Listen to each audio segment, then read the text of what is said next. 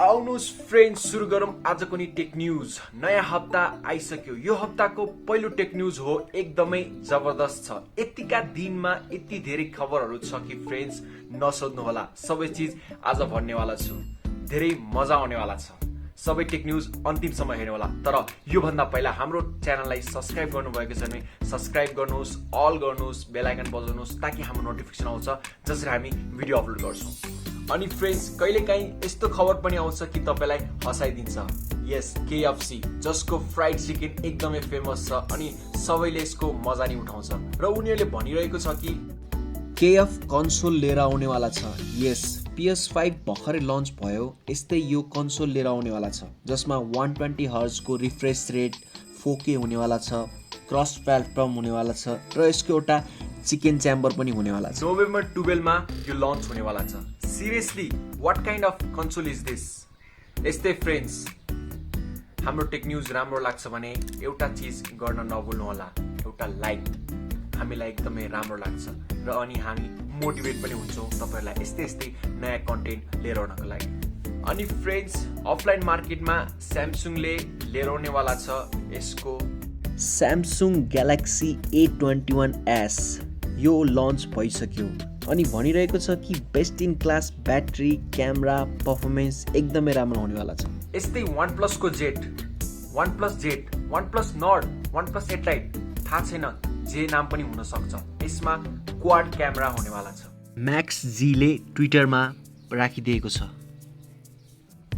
Friends यो खबर मैले पहिला नै दिइसके, तर म फेरि भन्छु किनकि डिजिटल च्याट स्टेसन यो एउटा प्रोलिफिक लिक्स्टर, यति धेरै लिक्सहरू हाल्छ धेरै जस्तो साँचो पनि हुन्छ र अहिले उनीहरूले भनेको छ कि Xiaomiले काम गरिरहेको छ डायमेन्सिटी 1000+ को माथि। यसको मतलब स्मार्टफोन्समा काम गरिरहेको छ जसमा डायमेन्सिटी 1000+ प्रोसेसर हुनेवाला छ। एन्ड मोस्ट प्रोबेबल मेरो हिसाबमा Redmi Note 10 सिरिज हुनेवाला छ। Redmi Note 10, Redmi Note 10 Pro यो सब हुनेवाला छ डायमेन्सिटी 1000+ मा।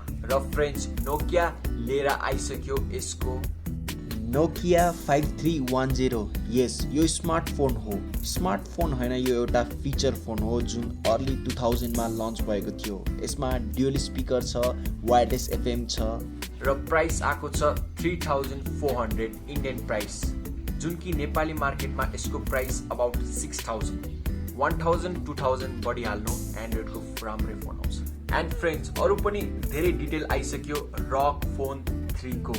अब त डिजाइन पनि देखिरहेको छ, ब्याक पनि देखिरहेको छ।